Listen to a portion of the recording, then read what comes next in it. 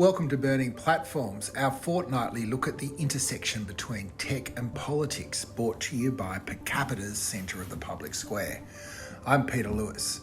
This week we bring you a live event convened to discuss the government's plans for privacy reform with special guests Privacy Commissioner Carly Kind and Director of the Human Technology Institute Ed Santo. They joined me and regular panellist Digital Rights Watch Chair Lizzie O'Shea in this live virtual town hall.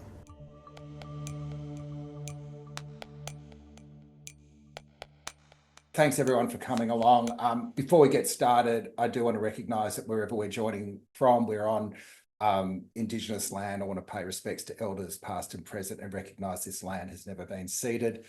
I'd like to encourage you, if you're not halfway through a sandwich, to turn your camera on. We're trying to get the vibe of a virtual meeting so it's not just watching really bad, cable TV.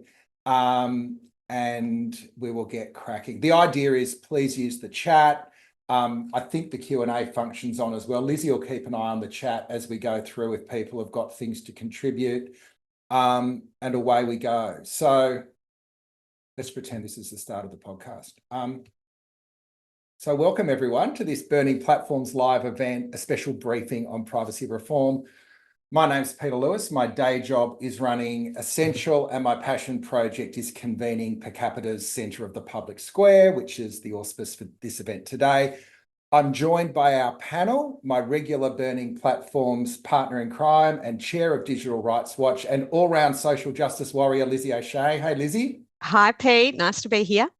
Excellent. And former Human Rights Commissioner and current director of UTS's Human Technology Institute, Ed Santo. Hey, Ed.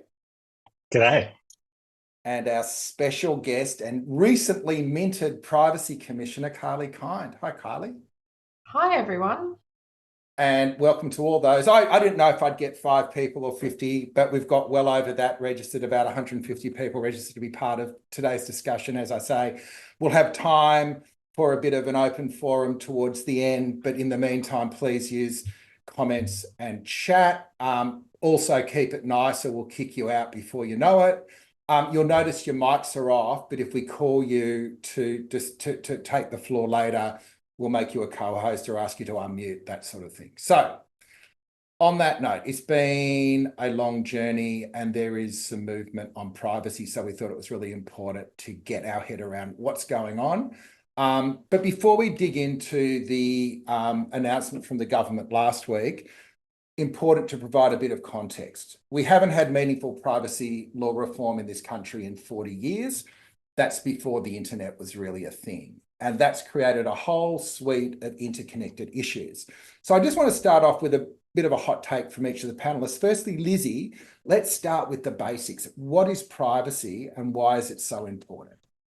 Yeah, well, for anyone who's listened to this podcast or who knows me in the town hall vibe we've got going today, you'll know I'm a deeply committed privacy nerd. I think privacy is a really fundamental right because, especially in the digital age, it's a gateway to exercising so many other rights. And I'm a big advocate for reframing how we think about online spaces, not as places where we're constantly surveilled, but that we're free to exercise our rights to participate in democracy, to associate with people, to express our viewpoints in ways that aren't overseen or administered or inappropriately interfered with by governments or corporations. And so I think privacy is a really fundamental right that we need to have properly protected in Australian law. It's represented in the Universal Declaration on Human Rights and other important international instruments. But the scope of it has obviously changed a bit since those documents were drafted, and the digital age has brought privacy to the fore and required that it be updated in terms of how it's interpreted to understand the particularities of online life. And what I would say is that, particularly in the moment we find ourselves in Australia, we're miles behind other parts of the world in terms of properly protecting privacy. And I think that's an important consideration to bring to the table in these reform discussions. Pete, you mentioned that it cuts across a number of different topics, and I think that's also important to articulate. So there's lots of different proposals, even in the last 12 to 24 months, that have been progressed by the current federal government or at other levels of government that have relevance to privacy. So things like the regulation of artificial intelligence, which relies on huge data sources. for the purposes of training algorithms. Also, things like mis and disinformation, which I think has a privacy component because so much of the content that goes viral that is mis or disinformation is often making use of business models that promote that virality for engagement, which is part of a data extractive business model. Things like cybersecurity, so the idea of data minimization and data breaches, most people will be familiar with those concepts and why privacy reform is important for that. Things like digital ID systems that need good privacy protection in order to function well, and we've got the beginnings of a digital ID system now underway here in Australia. And then other topics like gender-based violence and protection of people from, say, surveillance products or consumer products that have a surveillance quality, as well as lots of other considerations in that policymaking space. And lastly, the other one I'll mention just quickly is housing, which I think is relevant. Anyone who's rented a house recently will know that they have to share huge amounts of personal information in order to make an application. So I think privacy's got huge implications for lots of different policy areas, which is why I think it's such an important ecosystem reform that has the capacity to make lots of other protections stronger and also protect people from some of the worst excesses of the digital age. Ed, you've spent much of your professional life on the boulevard of broken dreams that is privacy reform. Why is it so hard? Yeah, good question. So back in 2005, so almost 2 decades ago, I was fresh-faced. None of this grey hair was there. It was like a big, luscious head of dark brown hair. You can imagine that. I was working at the Australian Law Reform Commission, and the government of the day recognised rightly that with the rise of the internet, there was a need to reform, to modernise Australian privacy law. 2,000 pages worth of reform papers, later, there was a really clear framework for legislative reform, and no one in government actively opposed it, but they didn't take it forward. And there were two big reasons for failing to make those amendments back in 2007 when the inquiry ended, and that have persisted ever since. The first was that the Murdoch press in particular, but it's not just News Limited, it's some of the other big media organisations in Australia have opposed privacy reform and pretty much opposed all kinds of privacy reform. And the second is that there are some very strange peculiarities in our current privacy law that at some point need to be addressed. And one of them is that small businesses currently are exempt from having to comply with the Privacy Act. Now, pretty much no other comparable place in the world does that. If your privacy is violated by a big business or a small business, the effects can be the same, right? But now that exemption is there, it's actually really difficult to get rid of. And so what governments have done over the last 20 years is they've been going in this endless loop of reviews. So they get to the point where it's time to implement, they get scared, and so what they do instead of bringing forward a bill is they say, you know what, we should have another inquiry. And so we've had 9 major inquiries in the last 2 decades. Meanwhile, my hair's got grayer and grayer. Lizzie has stayed exactly the same. She's obviously there's a painting in the attic that is aging. But for me, we just kind of go around this path. This is a significant moment because we'll talk about the strengths and weaknesses of this bill, but now we've actually got a bill, right? It's far from perfect, but it does at least offer the hope of taking things forward. But a bill is just a bill. It's not a real law until it gets voted through. Yeah, what you say about the vested interest, it seems the longer the reform gets pushed back, the more business models get locked in, and then the harder it is to shift. And as Lizzie said, move into the world of AI and what are going to be the models for building large language models, it feels again like the clock's really ticking, right? Absolutely. Yeah. So, Carly, before we get to the present day, I reckon a few people here would love to hear a bit of your backstory and particularly your work with the Ada Lovelace Foundation in the UK. And I guess the way into this might be, what does a robust privacy regime allow us to do as citizens? Okay. Thanks, Peter. I'm in a really privileged position because I'm kind of swanning in at the end of 2 decades of work that you all have been doing around Privacy Act reform. So I really take my hat off to everybody who has really been pushing for this for such a long time. From where I stand, I have quite literally only just returned to Australia after having lived abroad for 15 years, and during that period of time, I built out a kind of career at the intersection of technology and human rights. And I suppose I kind of cut my teeth in the privacy activism world at a time in which in the early days of the kind of data economy, as it were, we were really coming to understand first what it means to have a data-driven business model, the kind of perverse effects of that, the power concentration effects of that, and also in the context of a European culture around data protection, which has a very long tail that goes back to the 1970s and really is grounded in, coming out of Germany in the post-war decades, the idea of what it means to have self-determination through the control of your information. And, some of you will have heard me speak publicly. For me, I think about privacy as a form of power, not as a way to hide, but as a way to exercise control and power over who has what information about you and how they use it. And in fact, in some of the early work around privacy in the 70s and 80s, there was this notion of counterpower, that informational self-determination was a form of counterpower that we can exercise against powerful entities, whether they be corporate or government. So, to answer your question, I think a good privacy regime preserves the power of an individual and of groups and of communities. Increasingly, we understand the collective nature of privacy as well as the individual nature. And that plays out in a range of different ways in the modern era. Chiefly, it plays out vis-a-vis the digital economy and the way in which corporate entities in the online realm exert power over us, including through the control of information that Lizzie talked about, also through behavioral adaptation and influence. And so privacy is a really key lever that we can pull in order to rebalance the power between the individual and those maintaining digital platforms.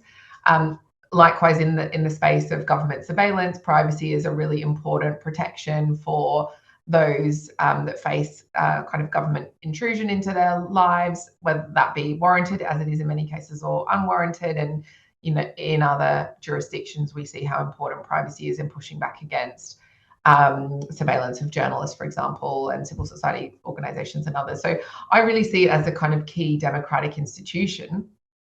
To bring it back to home to Australia, we know from our research at the Office of the Australian Information Commissioner that there is immense public concern about the lack of power that people feel with respect to their personal information, particularly when it comes to the private sector and corporate entities. Upwards of 85% of people in Australia want more control over their personal information. They want more agency when it comes to how their privacy is protected. And I think that the Privacy Act reform agenda is just a really key element of advancing that.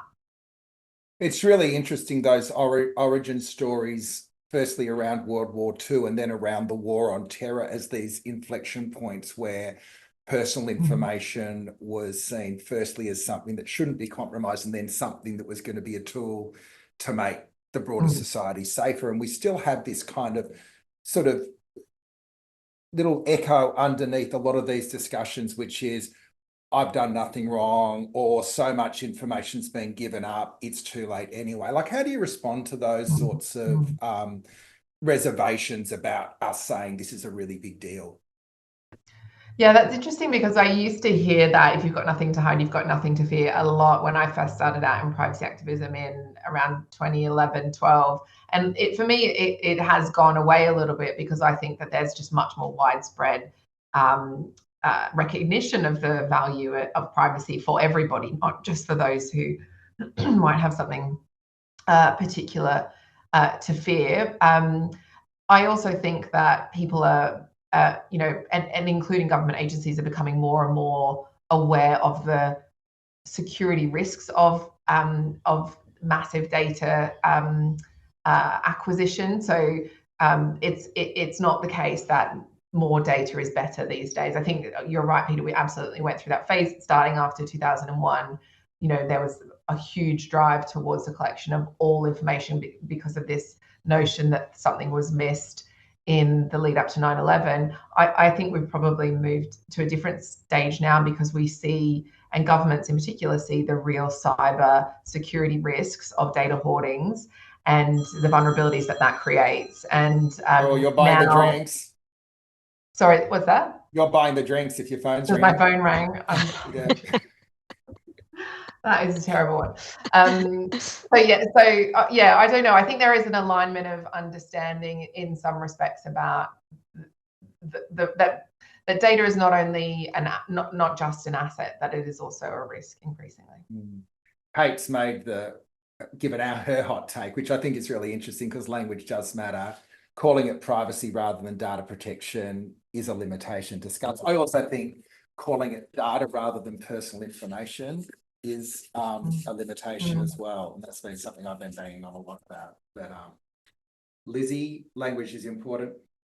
Yeah, I mean, I agree with that. I think it's important to recognise that people often treat privacy as a right to avoid intrusion upon seclusion, say, or, it's traditionally been conceived of as how protecting yourself from view by protecting your own property, for example, by being in your own home and not experiencing that invasion from the state.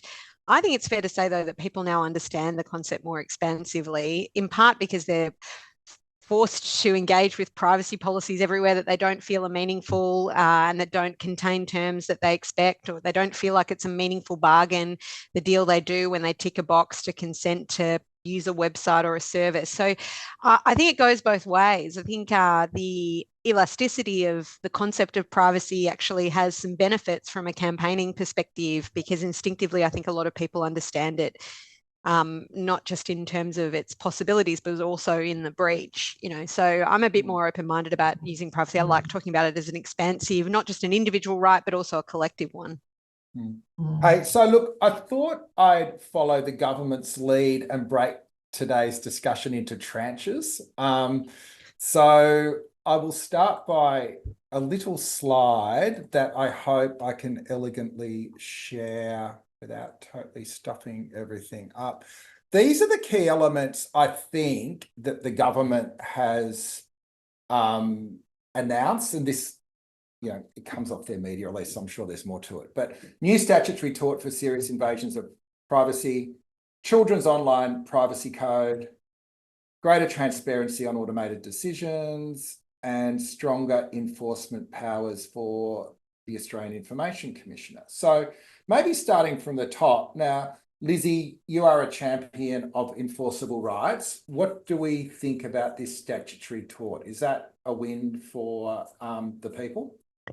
So the first thing to say about a statutory tort is it's been recommended by multiple different law reform and commission bodies. So it's something that many times governments has received the recommendation that it be introduced, but it hasn't actually come to pass. So I think if it does get codified in law, if this bill passes, it'll be a significant win. And it's good because at the moment, most people feel that there are invasions of privacy that the law doesn't currently offer a remedy for.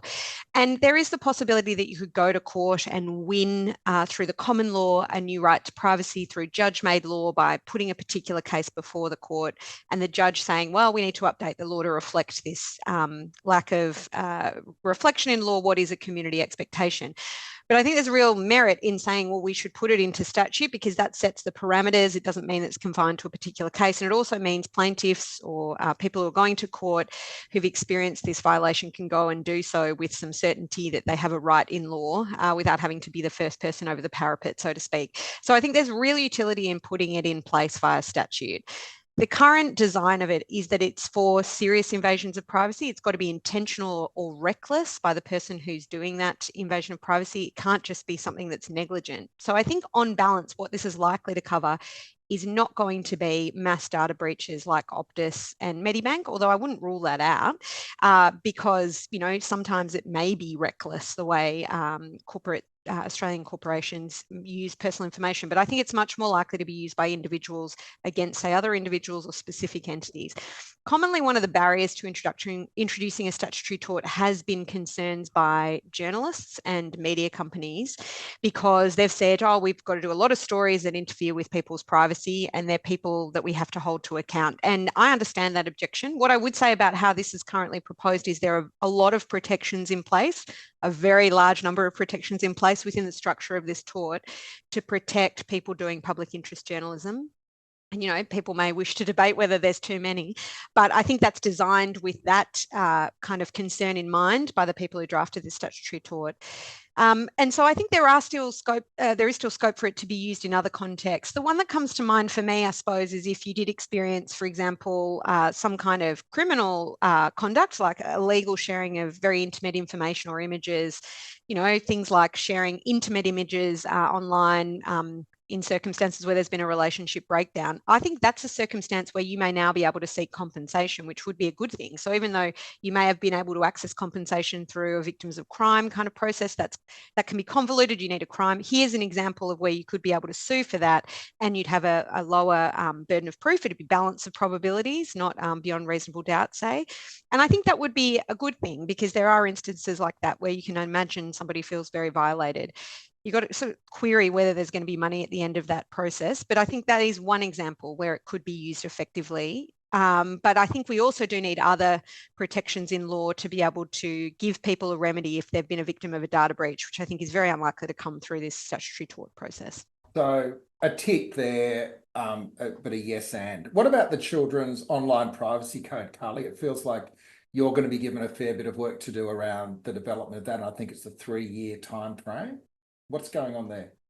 That's right. So the legislation proposes that the Attorney General can require the Office of the Australian Information Commissioner to develop and register a Children's Online Privacy Code. So that would be an enforceable APP code, Australian Privacy Principle Code, which sets out how one or more of the Australian privacy principles are to be applied or complied with in relation to the protection of privacy of children. And so this follows the approach in a number of other jurisdictions, including the UK and California, which have developed. The UK's was first the Age Appropriate Design Code, specifically targeted at websites that have a majority of child users, or a significant number of child users. And so that will empower our office to run a consultation with affected actors and parties, stakeholders, receive a lot of input, and then develop the code, and then chiefly, and I think most importantly, enforce the code in the context of children's issues in the online realm. And that will be really, Peter, the first time that we have child-specific provisions under Australian law that really go to the additional expectations around the protection of children's privacy. So potentially a really significant step. But just so I understand it, would that be to have a greater enforcement of existing, i.e. pretty weak privacy law for kids, or is it contingent on the second tranche of stronger laws, which we're going to talk about in a second? So at this stage, it's about the interpretation of the existing law in the context of children. And it may, you know, I would expect it will enable us to progress in a kind of instrumental way the application of existing APPs, taking into consideration the specific vulnerabilities of children, and saying, what does this require in addition to and over and on top of what it might require for adults in the context of children. So I would anticipate that it will be a step in terms of, it's not just a procedural step of articulating how existing APPs apply to children, but potentially a substantive development of the APPs in the context of kids. Does it move from a compliance regime to something more active though? Because one of my concerns is, as long as it's compliance, it's just getting more and more complicated legal ousters that then we tick our box for to get into sites?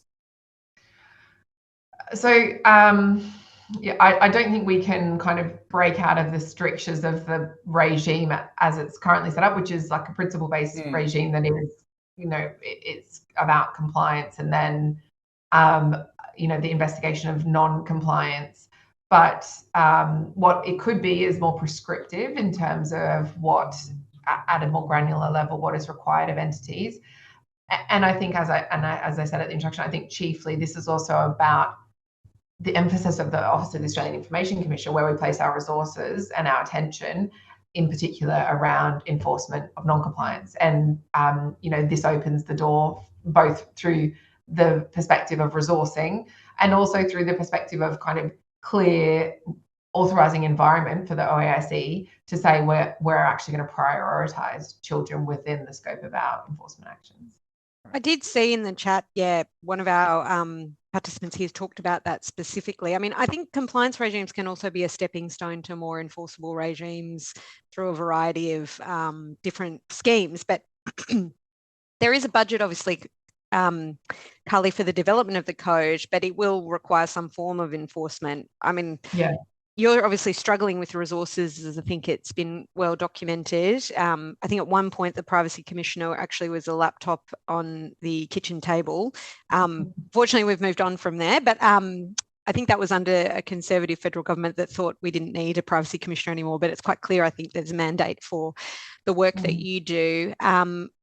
Is that a requirement then, do you think, that there be greater funding for enforcement of any code?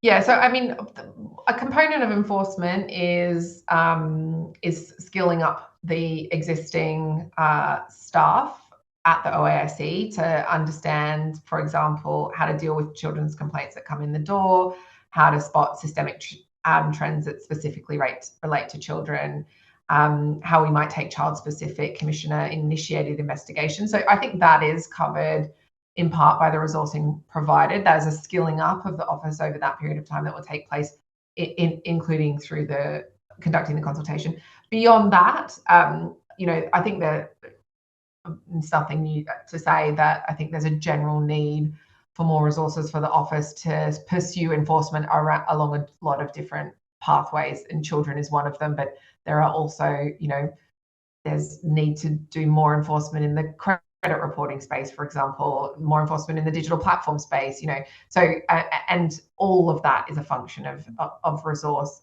Sorry, it's largely a function of resource. Some of it is a function of capacity, skills, and those things we're addressing the best we can with existing resources. But if we're talking about, and we'll come to this when we talk about the enforcement powers in the proposed legislation, it's wonderful to have a broader range of tools in our toolkit, but using those is also going to be resource dependent, actually, particularly where those tools are involve court processes, which are, incredibly resource intensive.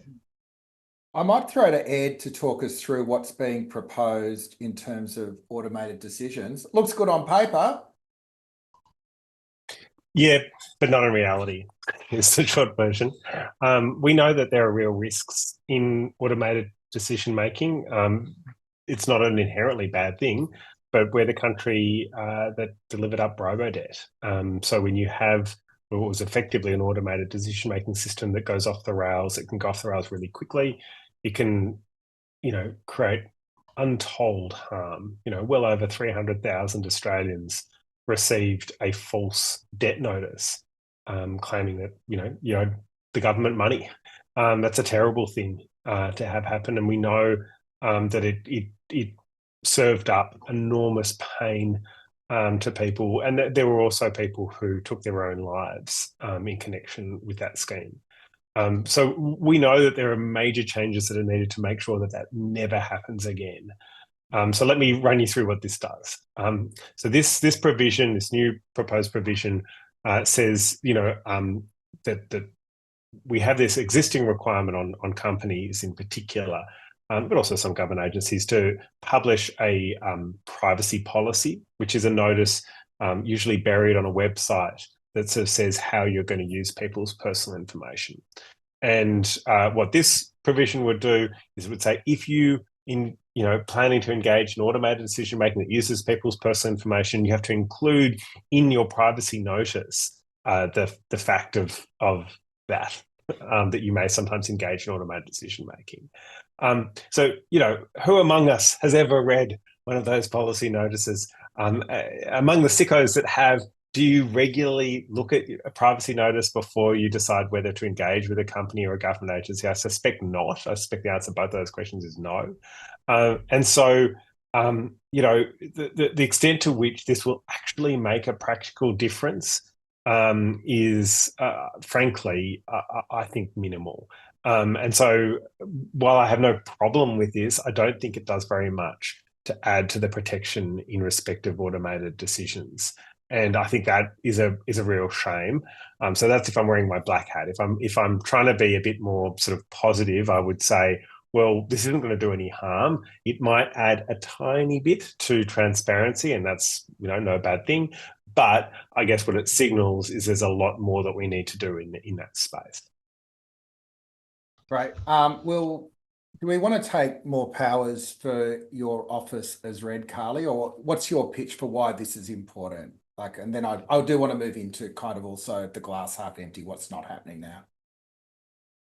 Yeah, I mean, I don't think it's revolutionary, but maybe Lizzie has a different view on that. But I think what it does is, as I said, it gives us more kind of tools in the toolkit. We've currently got one civil penalties provision in which we can bring civil penalties proceedings for interferences with privacy that are serious or repeated. It's quite a high bar. This introduces a couple of things. One is a set of factors for us to take into consideration as to whether or not an issue reaches that threshold. And I think that's a helpful indicator for the regulated community about the matters on which we would, in theory, be taking civil penalties proceedings. Secondly, it introduces a mid-tier provision just where we can seek civil penalties for interferences with privacy that don't reach that seriousness threshold. But I think more importantly, it introduces a low-level tier with an attached infringement notice power whereby we can issue an infringement notice for an interference with the APPs in a quantum of around $50,000, and then the entity can pursue that in court if they wish. But I think that will be actually, I hope, a really transformative power, because essentially it will enable us to take more enforcement actions, but which have lower quantums and perhaps are more limited in scope, thereby building out the kind of education and deterrence effect of enforcement action without necessarily bringing that commensurate resource drag both on us as a regulator, but also on regulated entities. So I think the infringement notice power in particular is really encouraging and certainly something we'd very much like to have.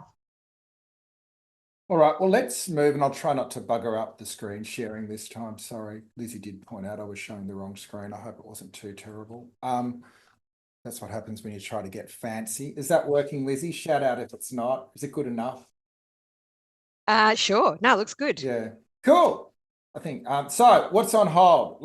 So I'll just put these up because when we're trying to frame what we thought structural change looked like, and I'm obviously someone that tries to simplify these things, the expanded definitions, the shifting of what I call ticker box consent, which I think is red hot, small business exemptions, and a bunch of other exemptions, by the way, and then the facial recognition technology.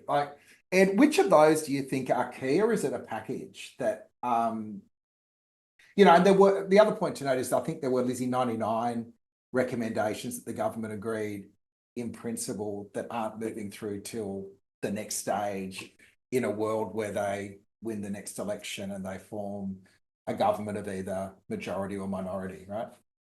Yeah, and I would just add to that, the expanded definitions question, like what constitutes personal information is therefore covered by the Privacy Act. At the moment, it's very limited and it doesn't reflect what is the digital environment. So things like inferred information is not included, or things like locational information.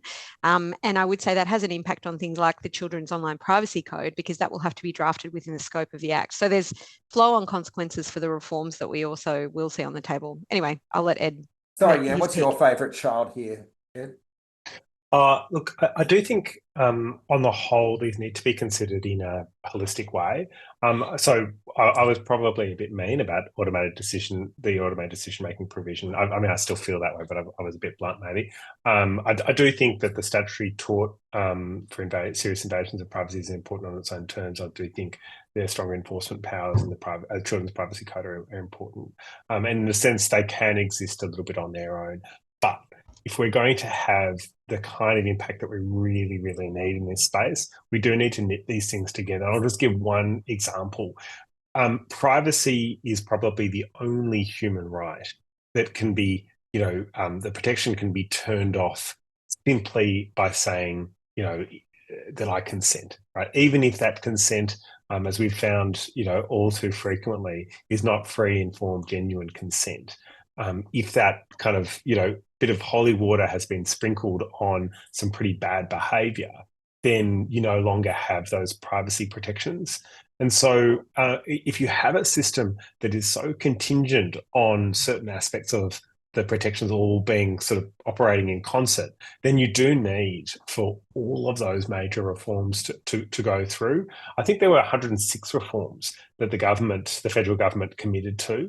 And, at the most generous interpretation, this bill touches on about 20% of them. So we've still got about 80% of the government's committed reforms.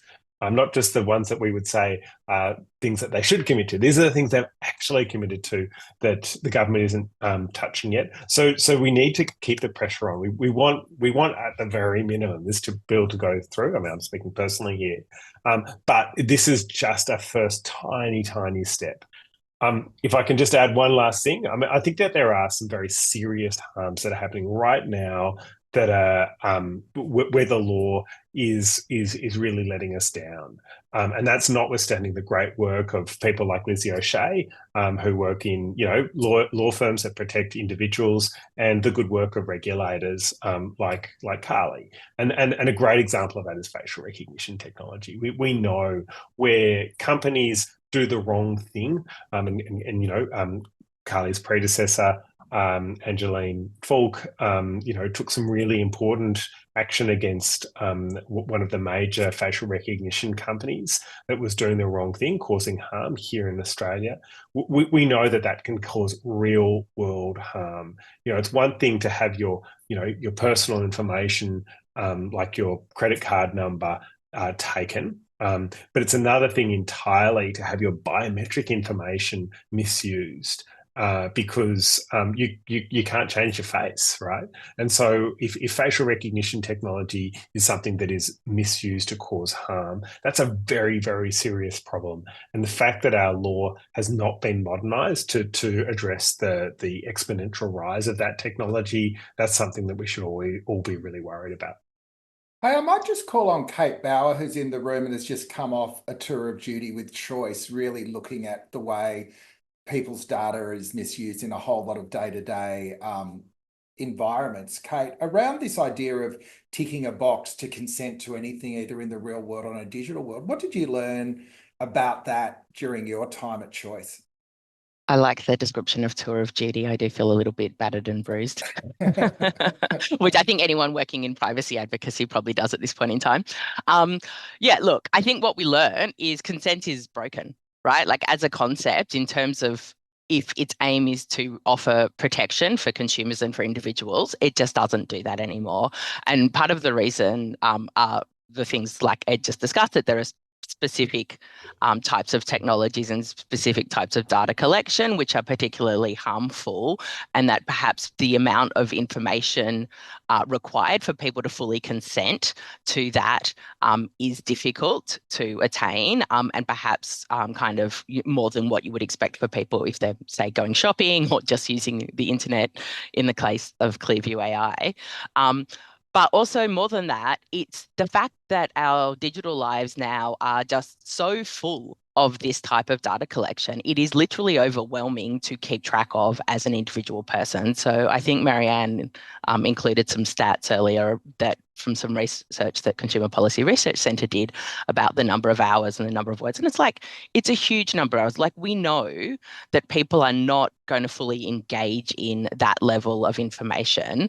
So to even assume that consent is meaningful, you have to kind of presume that you can get informed consent, which I don't think that you can. So if you can't get the right information in order to be able to consent, then you have to think, well, what is the solution to that?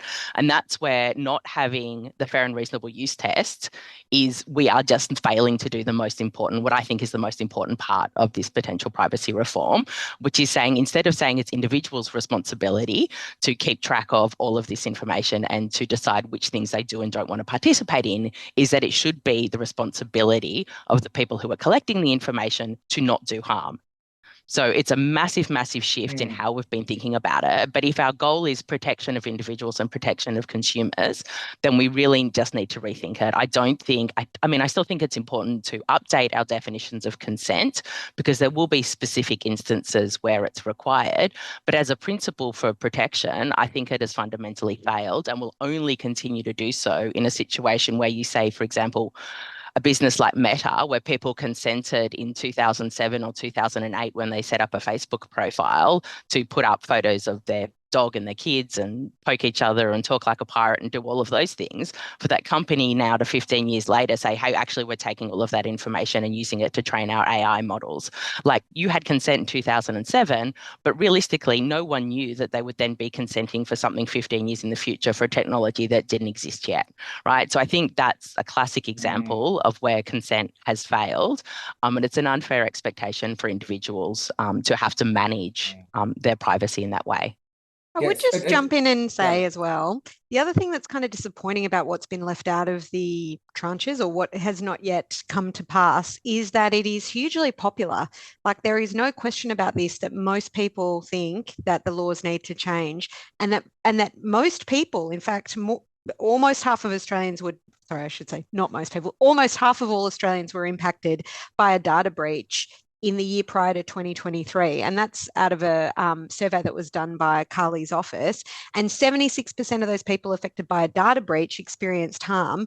And then the stats that go with that, for example, for something like a direct right of action to be able to sue for a data breach in court, which is missing from this tranche of reform, it's upwards of, well, it's 89% of Australians support the right to sue companies that have misused personal information. So the stats are much more expansive than I've just said, but on almost any polling or surveying of Australians, they think the law is in dire need of change. And so there's a big, broad base of support for it, and as well as in the specific policy areas that I mentioned at the start of the podcast too. So it's not just even about people's personal information, it's also about understanding that lots of other policies won't work as well if we don't have this reform. So that's what makes, I think, it extra disappointing that what we've gotten at the moment is such a small segment of the reforms that the government has accepted need to happen. And let's talk about exemptions as well. I think it's 90% of businesses pass the small business threshold, and they're businesses like cafes that now scan your orders for a third-party vendor, or the real estate agents who are keeping all your data if you're renting, or your credit reference checks, all that sort of stuff. But also political parties who don't give away data, and media.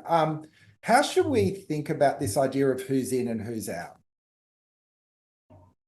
Well, so, I mean, the whole idea of human rights is premised on the idea that no one right should trump all others. There are a small number of absolute rights, like the right to life, but generally, it's often about working out how you accommodate a whole bunch of rights and other interests. So we should have those debates, right? So if, for example, the Australian Federal Police have a really, really strong need in order to protect the community to access your personal data, then let them make that argument. Let them make that argument to an independent body, an independent authority who can adjudicate that, and then that can legitimately lead to a limitation or restriction on someone's privacy. But the idea that you would say all small businesses, no matter what they're doing, should be exempt, or all political parties, no matter what they're doing, or indeed all media organisations. We know that the big media organisations don't just do journalism. Much of their revenue comes from a whole bunch of other things. We're a data business. Realestate.com and Domain. Yeah, exactly. And so this idea that you're exempt from having to comply with basic human rights protections not because of what you're doing, but because of who you are, that is, I think, a terrible notion, right? And so that's where I think these exemptions really need to be rethought.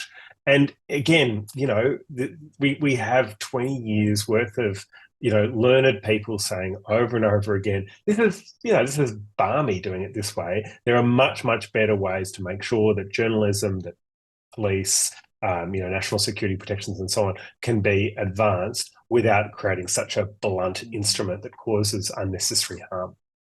Yeah, it sounds like it to me smacks of the sound of asking lots of organisations to give up power and change their models, though. I wonder, Carly, the second tranche, the more structural, how would that change the way you would be able to do your work? I'm just to stay on that last point you just made, then I think it does. It certainly will have the import of requiring certain organisations to change their models, but it isn't the case that there's not appetite for that in policy and government spaces. And in fact, that's what we're consistently with the government's agenda around digital platforms more generally. There's lots of interventions that are requiring companies to quite seriously change how they're operating. And I think one thing for me that really exemplifies the need for this second tranche is the fact that the idea of the social media ban that was also introduced last week, it kind of disappointingly accepts the premise that the online realm is a bad place to be and therefore we need to stop children from being in there, rather than saying how do we make the online realm a better place. And I see that the tranche 2 reforms absolutely should do that. They should limit exploitative data collection practices, which themselves are the driver of much of the problematic content online, which is about enhancing outrage, keeping eyeballs on feeds, etc. And that kind of data driven element of much of social media that is the problem for children can be addressed, I think, through the introduction of these reforms to reshape the online realm. So I'd say that there's actually quite a lot of appetite, at least in the context of digital platforms more generally, in government to shape and potentially dismantle business models. But there is a bit of a disconnect about how privacy relates to those other big agenda items that I see. So I see a lot of commitment to children's rights online, a lot of commitment to countering misogyny online. And for me, Privacy Act reform absolutely underpins both of those agendas. And yet you get this narrative coming out of the industry ministry that AI is this data-driven nirvana that's going to create a squillion jobs, and that anything that holds that back is, something that's holding back innovation and opportunity for the country. It's getting those sort of competing narratives and finding a sweet spot, right? That's right. And there is a tension there, I think. But there's also a tension then between that AI agenda, which says keep all of your data so that you can potentially train your models going forward, and the cybersecurity agenda, which is also very strong in this country, which says make sure you have a good reason for holding every piece of information you have, because that information may be subject to malicious or criminal actors online. So there are tensions all over the place. And I think resolving those with a view to, first and foremost, what do the Australian community want and expect, and to Ed's point, what does our international human rights commitments require of us as well, and what are the bigger economic benefits that can be gained through harmonizing our own framework with that of jurisdictions around the world, and including in particular through the harmonization with the European regime, which I think would open up business opportunities for Australian businesses as well.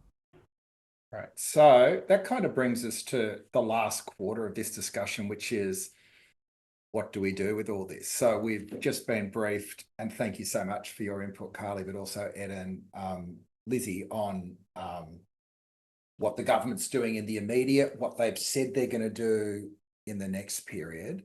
But I'm a political campaigner. I know that Lizzie's an activist and Ed is a policy Machiavellian. Like, between the three of us and everyone else in the room, what is the path forward? I think, there's a bit of legislation that will go through. There's obvious pressure points in this parliament, and then there is an election, and then there is kind of a promise, not on the never, never, but one that's still quite open-ended about what happens with a return government. So how are you thinking about this first, Ed, about the best way to approach this? And I'll ask Lizzie the same question. Happy to take sort of in the time we've got left, any views from the room as well. If anyone's got anything to say, they put their hand up or make a note, given that we won't be doing long speeches because we've only got 10 minutes left. Ed. Yeah, I mean, when I was doing my tour of duty at the Human Rights Commission with Lauren Perry and Sophie Farthing and Sarah Zucker, who are some of whom are on the call now, we kept on hearing the same thing over and over again. And it was, I've just realized that my personal information can be used against me. It's a really, really profound thing to hear, particularly, you know, in the 21st century. And what we are seeing now is that the solutions are actually clear, particularly when it comes to protecting people's personal information. There's no real doubt about that. They've been chewed over a million different ways for the last 2 decades. And so now what we really need is the political will to take this forward. As Lizzie said, you know, the polling is actually really clear on this as well. And it's been consistent on this as well. But our kind of politicians need to hear loud and clear that this is a priority. I think what the fear is in Canberra is that people say they care about this, but they don't really care that much about it. And I think they need to hear the opposite. I think they need, I mean, if this is important to you, I think you need to tell your local member, the minister, the Attorney General, and the Prime Minister that this is deeply important. Lizzie? Well, I think it's also interesting to think what the next parliament might look like. I mean, there is a lot of speculation going on that we might have a minority government, which I think would create an interesting set of circumstances. People may recall the last minority government was actually classified as very productive because a lot of legislation got passed. And I mean, I wonder about that, right? There's something, some sort of possibility there. In part, I mention that because a lot of the members of the crossbench are very supportive of bold privacy reform. They understand what's at stake. They understand the community attitudes. They understand that these reforms, as proposed and accepted by the government, are evidence-based. You know, there's been a lot of work that's gone into consultation and the like. So I think that creates scope for us to say to that group, which may have a larger amount of power under the next Parliament, that this should be something that they prioritise. There is also a question around whether it cuts across partisan divides. You know, it's certainly true that in debates about things like digital identity or mis and disinfo and the regulation of content, there is anxiety from conservative sides of politics about how much information governments and corporations are holding about us. So that may also fuel the reform impulse. It's not just a kind of issue for the left. I think it's potentially one that also appeals to the right. So given that kind of uncertainty, I think this is something that we should be raising really actively as an electoral issue because it is relevant to lots of different people and it cuts across usual political divides. I think we're sort of up against it. We've talked about this before, Pete, but there's so many people that would benefit from this, and the way in which that benefit is realised is kind of diffuse, perhaps not immediately able to be articulated. You know, you may not be part of a data breach. That's one clear way, but also this sense that you participate in online life and there's a whole shadowy data economy that is not good is sometimes hard to put your finger on. But I think we can try and make that real for people. But there is a very concentrated set of interests who are opposed to it. And I think we do need to think about that in terms of shaping our political strategy and identifying who they are and the cost that comes from them pursuing a particular form of business and saying, well, maybe that's not good enough. Maybe we need to have a public discussion about how to get this right. So that's a kind of challenge, I think, for campaigners. Yeah, that's a bit of a segue into a little bit of work that we are doing together and we're launching today, which is the Privacy Now website. I know that now is probably not the most original moniker, but it kind of feels like what we've been talking about. And so that's going to be a joint resource for anyone that wants to be involved. Organisations can join up, people that have got things to say can make submissions to it. And we will be using that as a bit of a beachhead over the next months. My sense is that there is no one strategy that will win this. If we think about it, we've got some legislation that's going through, which is a good first step.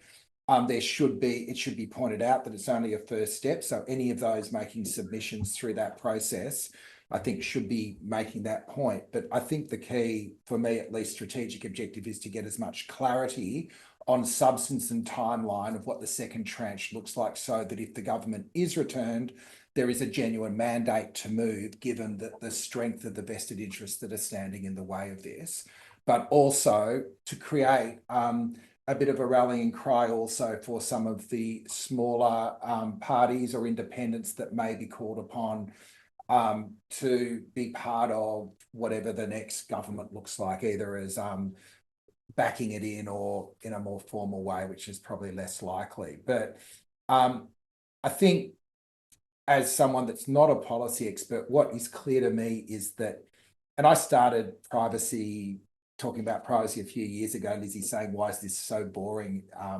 I've become an aficionado. This is like really good wine, but it's the foundation for so many of the debates that we have around the internet, but also, as Kate has pointed out to me, things that are outside the internet. So part of what we've tried to show here is on the street and it's on the screen.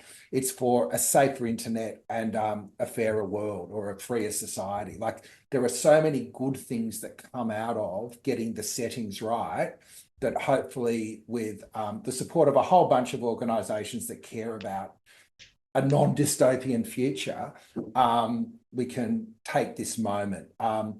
Ed has been doing this for 20 years. I don't want him to be doing it for 30 years because I don't want to see him crying in public. But, it's up to all of us to it's not going to be many organisations' number one priority, but if it's part of the mix when people are talking to decision makers and candidates as we move into the next political cycle, gives us an opportunity to land this thing once and for all. So, I don't know if we'll go around the room, final thoughts and reflections. My time management has been as poor as always, so there isn't really time for a general question and discussion. But if people have enjoyed this, we might start doing some more of these public events around different issues, because it's good to get everyone in the room at lunchtime rather than doing these recordings at 8:30 at night when everyone's too tired to make sense, Lizzie. But let's just do a quick round of the panelists before we book off. Carly, what's your message to those of us that care about privacy as we get back into our day? Yeah, I mean, I'm not here as a privacy campaigner, but I've been one, and I salute all of you who are going to be part of that push. I agree with much of Lizzie's analysis. Just from a tactical point of view, I think the government's made, I think somebody said people care, but it's just not high enough of a priority amongst other competing political priorities. What I do see it to be a political priority are these questions around children online and the social media ban, and I do wonder if trying to make that point about privacy being a way in which we can also address that issue might be a kind of good tactical move. So that's just a kind of campaigning tactics point. But I would say more generally, just very much appreciate the opportunity to hear from all of you. And as the regulator, we also want to know where we can be doing better within our means to advance this agenda too. So please always feel that you can reach out. Yeah, thanks a lot. And I'm sure we'll see you again on burning platforms, Carly. Ed, final thoughts and prayers? Yeah, like if you think 20 years ago, a lot of this was in the realm of the privacy and policy wonks. A lot of this stuff was, if we don't do X, then if we don't do reform, then we're going to have these theoretical risks become real. We've seen the theoretical risks become real now. This is not just some thought experiment anymore. This is actually causing real world harm. And so that's why it's urgent, and that's why it can't just be the domain of policy wonks, but rather it's going to be something that moves into the public domain and part of our public debate. Right, Ed. And Lizzie, Yeah, with some inspiration. I think I say this to Ed, I feel often, but I feel like we're closer than ever. So that's good. We are building slowly but surely a coalition of people who understand what is at stake and how they can be involved and can articulate the claims in accessible language that becomes something that people identify with. So I feel really positive about the future of privacy law in Australia. and also our capacity to make use of digital technology. Part of why I'm so passionate about this is I think in its current format, so much of the technology that does facilitate social democracy, community engagement is inhibited by these data-centric, data extractive business models. And I want to see it used in a really constructive way that will help us solve some of the most pressing problems we face as a society. And I'm hopeful that we can get privacy reform that will contribute to getting to that point and making the best of the tech that we have. Yeah, great. Look, we're at the hour. Thanks. That's been a great discussion. If you don't subscribe to Burning Platforms, you can hear us trying to make sense of the world like this every fortnight with a whole bunch of really interesting guests. And our missing partner this week, Dan Stinton. Sign up to the Privacy Now site. Contact me or Lizzie if you want to contribute in more meaningful ways. You know, the elephant in the room is that this part of civil society is underfunded. Lizzie and I do it as hobbyists, and sometimes it shows. You know, if there is philanthropy out there that wants to make the world a better place, they should be leaning into a campaign to actually put this on the map. But we all keep going about it because we do think it's important. So on that note, look, thanks everyone. And yes, Carly, we'll do some Privacy Now t-shirts, and we should also share around this back screen or something. So thanks for being part of it, everyone, and have a great day.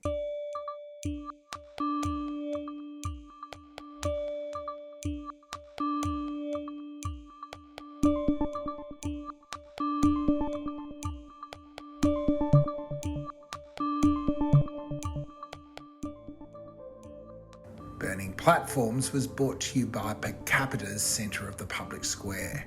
It was recorded on September 18 and produced on Naarm land by Rebecca Connell. Talk again soon.